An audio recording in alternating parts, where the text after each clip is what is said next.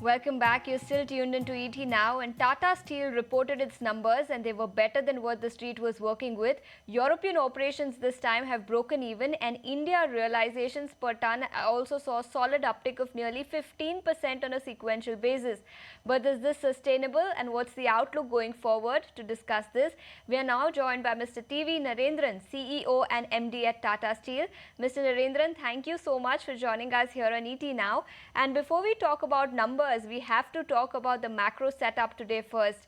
US President Donald Trump yesterday proposed 25% tariffs on goods from India, only to later clarify that India and US are still negotiating. But how do you assess the entire macro setup and the kind of impact this uncertainty could have on global steel market? I think the steel industry is not directly impacted by these actions because India doesn't export much steel to the US. The impact will be more indirect because there's engineering goods exports which goes to the US, and it remains to be seen what exactly pans out, because as has been clarified, I think the discussions are still going on. And so we'll wait for the final announcements or the final conclusions of those discussions. But the impact on the steel industry, even indirectly, will not be so material, at least as far as the Indian steel industry is concerned. From a Tata Steel point of view, we are more concerned about the conversations between the EU and the US and the UK and the US. Okay, so impact on Indian steel industry is likely to be minimal. That's the word coming in. But let's also, Mr. Narendran, shift focus now to numbers then. And after reporting losses for the last several quarters, Europe has finally broken even. UK EBITDA losses have narrowed, and Netherlands profit also expanded sequentially on a quarter-on-quarter basis. Is this sustainable going forward in the next quarters? It will be sustainable. Obviously, UK may take another couple of quarters to turn into positive EBITDA territory, but Netherlands, the trajectory will continue. It will continue to be positive EBITDA. I think Netherlands had a blip in its performance a couple of years back. Since then, they picked themselves up well. We are running at full capacity. There are challenges related to the markets and the actions being taken by the US. But I think we also have a lot of cost takeouts programs in all geographies, not just in Netherlands and UK and India as well. And that is contributing to the bottom line, as you've seen in the last quarter.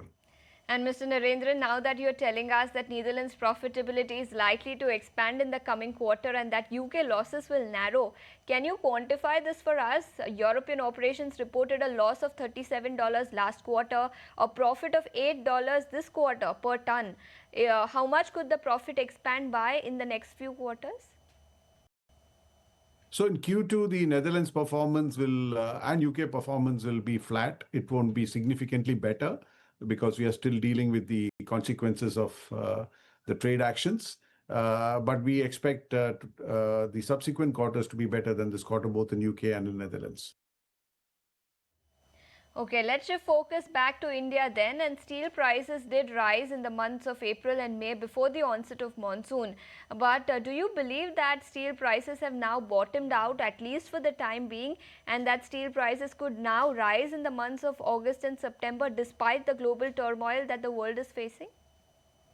So what we've guided is Q2, the realizations for Tata Steel will be about 2,000 rupees per ton lower than Q1, simply because prices did drop in June and has seen some softness in July.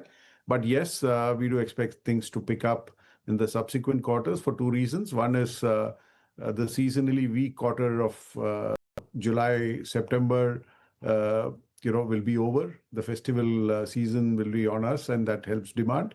Secondly, we are seeing some actions in China. The steel prices in China have gone up by about $30 to $40 per ton in the last week because of the Chinese government's announcements saying that they're going to work on pricing and poor quality products and excess capacity and things like that. So if China exports less, China offers fair prices in the international markets, I think that's good for the Indian steel markets as well. Question on steel prices then, Mr. Narendran. Is the industry really benefiting from the 12% safeguard duty that the government had imposed in April this year? And if you can tell us, what is the differential, domestic steel prices versus import parity? Is the difference still substantial after the 12% duty that was imposed? So yeah, the action certainly helped because there was a bit of a free fall on steel prices before that. And our problem is not competitiveness, our problem is unfair pricing. I think it's very clear that when China sells steel at these prices, they don't make money. It's not that they make money at these prices. So our point was Indian steel industry is investing a lot of money in building new capacities, and those investment plans should not be derailed because somebody has a problem to solve, right? So I think that's why we had also worked with the government to give us some support, because if you remember, there was an export duty when steel prices went up very high. So if there's a action taken on when steel prices are very high, we would certainly look forward to some support when steel prices are very low. And so hence the government listened to us and gave us that support. That helped us. Today, I think imports are not coming in much because simply because there's not much difference between the import prices and the domestic prices. A lot of capacity being added in the domestic markets, and so all customers of steel are getting the steel that they want. Okay, so imports into India have now fallen after the imposition of 12% duty. But Mr. Narendran, I believe industry had also appealed to the government to increase the safeguard duty beyond the 12% that was imposed. Anything that is expected from the government on this front anytime soon?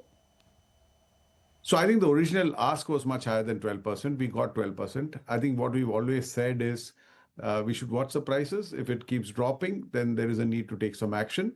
And if you look at the details of the safeguard duty, there is a band in which it operates, right? If steel prices go above a certain level, anyway, the safeguard gets knocked off. So I think it's a fair policy which protects the industry against unfair pricing, while at the same time, if that unfair pricing is not the issue, then the safeguard duty goes away. So currently we are okay at this stage, but we are always very watchful given the impact that the Chinese exports has on global markets and on the Indian market. Okay, so that's as far as Indian steel pricing trend is concerned. But Mr. Narendran, as far as Netherlands operations are concerned, I believe the company has been in talks with the government. Have there been any discussions with the government? What has the progress been on that front? Any update that you can share with us? No, there are regular discussions. Almost every month there are meetings with the government because the government is also keen to come to a conclusion with us on the way forward. At this stage, I can't share the details, but we are having a lot of very detailed discussions with the government on what could potentially be a way forward. Okay, so detailed discussions are underway, but if you can give us a formal timeline, by when can we expect a formal announcement from the company or from the Netherlands government? Is it expected in the next few months? Over the next few months, for sure. Okay, so it's expected in the next few months. But last time when we spoke to you, you had told us that you expect net debt to go down further this year. But on a sequential basis, if you look at the number, it has actually risen by 3%. For the full year, will you maintain your guidance that debt at the end of FY26 will be lower than what it was at the end of FY25? I think what we guided at the beginning of the year is it will be lower by the end of the year. Q1 is always a difficult quarter to manage the working capital because we have a lot of shutdowns. There's a buildup of working capital to deal with that, etc. So it was expected to go up. In fact, honestly, the net debt in Q1 is less than what was our plan, but it's higher than what it was at the beginning of the quarter. But surely by the end of the year, it will come down to below what we started the year with, and that was our guidance. Okay, some confident commentary coming in with respect to net debt, that it is likely to be lower by the end of this year. Sir, thank you so much for taking your time out and joining us here on ET Now and helping us understand what the outlook is for the global steel industry and for Tata Steel in particular. With that,